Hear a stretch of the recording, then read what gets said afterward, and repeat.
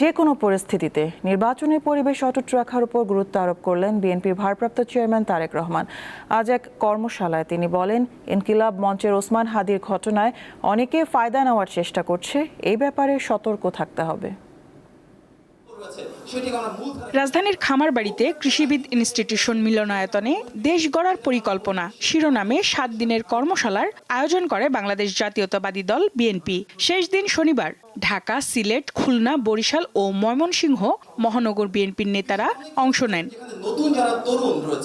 অনুষ্ঠানের শুরুতে বক্তব্য রাখেন বিএনপি স্থায়ী কমিটির সদস্য আমির খসরু মাহমুদ চৌধুরী।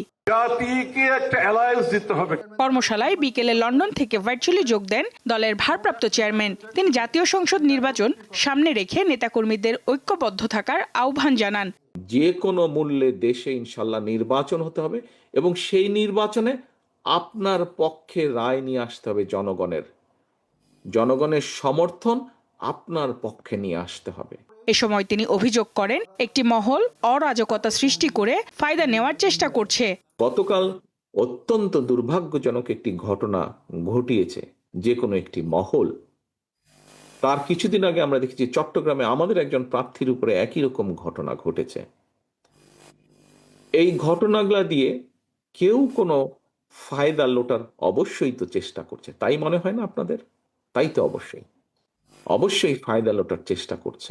সবাই ঐক্যবদ্ধ থাকলে দেশকে খাদের কিনারা থেকে উদ্ধার করা সম্ভব বলেও মন্তব্য করেন তারেক রহমান। জনগণের সমর্থন নিয়ে আমাদেরকে জিততে হবে, এর কোনো বিকল্প নেই। সঞ্জিদা প্লাবনী, দীপ্ত সংবাদ, ঢাকা।